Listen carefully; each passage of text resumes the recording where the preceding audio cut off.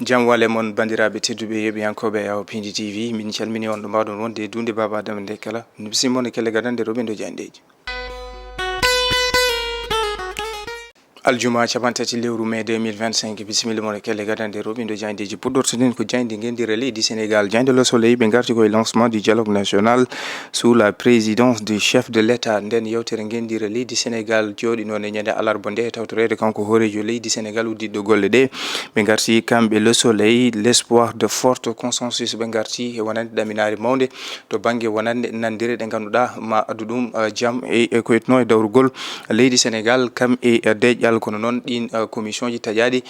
ne wayno ko hande tigui puɗɗoto golle mumen e yiide jayde Le Soleil jayde Rewmi Quotidien ɓe garti koye Sidou Ould Tah doye élu président devant hôte Sidou Ould Tah ko kañum jooɗi e joɗorgal Banque africaine de développement tawi o gagni ko ɓiɗɗo leydi Sénégal najo Amadou Hott yiide jayde Rewmi Quotidien jayde L'évidence ɓe garti koye kanko Barthélémy Dias ko kanko waɗi mouvement makko mo o wayno holliti ñande alarba nde Sénégal binu bokko Sénégal mo ndenduɗen kanko Amadou o mo ganduɗa ko Barthélémy Dias o arti e ko yetno e kuccam to banggue wonande dawrugol makko ɗo e Sénégal yiyande makko e leydi ndi kono hande oɗo saaha caɗele tawaɗe e nder leydi Sénégal tawi koye garugol Diomaye et Ousmane Sonko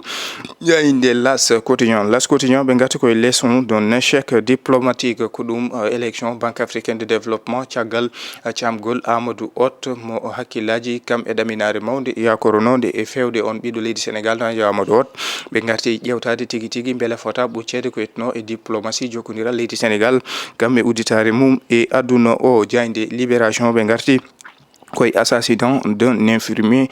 chef de poste mo Arafat ɓe garti noon koye wargo on mo ganduɗa ko kay tigui woni infirmier mo ganduɗa ko kay ardino poste mo Arafat caggal nde fitandu mum yoɓa ɗiɗo faabi junggo ɓe garti kamɓe Libération ɓen ɓe ganduɗa ko caggal nde ɓe gankita tigui no ɓe mbaɗirno ɗen golle gam fewjude golle ha ɓe mbawa fawde walla ni yoɓade fitandu mo ganduɗa ko infirmier chef de poste mo Arafat jayde Libération arti hen jayde Le Point ɓe garti ko jillu gorɗo kalfinaɗo gueɗe nder ndereji leydi Sénégal Jean Baptiste Tine caggal jangol on immeuble toon to Touba kanko ministre de l'intérieur o arti yiide wonande pellitte ƴettama gam tigui wawde haɓade ko yetno e gueɗe baɗe ko yetno noon yoga e won golle cabotoɗe hani wabo walla jayiyaji fewde e ɓesguji leydi Sénégal jayde Point Actu ɓe garti koye on dialogue national yewtere gendiri nde ganduɗa ardino ɗum ko kanko horejo leydi ndi e yiide Point Actu le dialogue national va-t-il aboutir à un gouvernement d'union beele nden yewtere manum won yewtere endaniral ha jibine ko yete ko gouvernement d'union ɓe garti e kamɓe Point Actu e yiide wonande oɗo saaha ne wayno gueɗe ɗe foof garti e junggo kanko horejo leydi ndi kono o arti kanko horejo leydi ndi to banggue kewgol ɗin landaji dawrugol hani e yoga e won caɗele ɗe ganduɗa cuutama toon ko yettuno e gueɗe e dawrugol ɗo e leydi Sénégal Tribune ko hen ɓe garti qu'est-ce qui fait courir ses ex-compagnons de Macky notoygol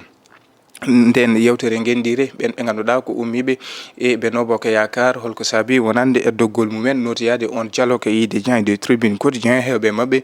tottanoma ko yete ko postoji hani ɓe ganduɗa ko kañumen ene jeeyano e joguiɓe koppareje e leydi Sénégal e yiide jayde Tribune kono ɓe garti e discours Anta Babacar Ngom e nden yewtere e gendire ɓurde ene ganduɗa ko tigui nadde e noppi ɓesguji leydi Sénégal e yiide jayde Tribune Quotidien Walf Quotidien ɓe garti koye lancement du parti Sénégal binu bokk Barth fait sensation kanko Barthélémy Dias o arti e on lancement mouvement makko Sénégal binu bokk Barthélémy Dias addi yande mum e dawrugol leydi Sénégal fannu kesso no o jogori kono kadi lappol makko to banggue dawrugol yande makko e gouvernement mo Bassirou Diomaye Faye caɗele kam e tiɗallaji ɗo e nder leydi Sénégal Walf Quotidien arti hen L'Observateur ɓe garti koye Amadou Hott mo ganduɗa ko kay wonno candidat Banque africaine de développement caggal kebgol nder jappere Sidou Ould Tah ɓiɗɗo leydi Mauritanie najo ɓe garti ɓen nannuɓe hen juuɗe mumen ha saabi wonande Amadou Hott heɓani nden jappere kono ɓe garti ko yetno noon e caɗele tawetede diplomatie mbo leydi Sénégal jeyandiral Ousmane Sonko e Sidou Ould Tah kesso ƴettuɗo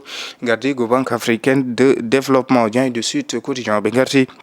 koye lancement du dialogue national le grand oral ɓe garti koye nden yewtere gendire wonde ñande alarba nde e tawtorede kanko horejo leydi ndi warti e ƴewtade kam e sappitade ɗo e dawrugol leydi Sénégal fannu no waɗirte ni kono ɓe garti e kewgol ɗin landaji politique Sénégal to banggue démocratie waɗi temedde tati e ko fawi parti tawi hen 14 tan ɗofti kuule commissariaji e yiide Diagne Sud Quotidien Diagne le Quotidien ɓe garti koye Banque africaine de développement défaite de Amadou Hott caggal nde o heɓani nden japare gardugol Banque africaine de développement Bad News à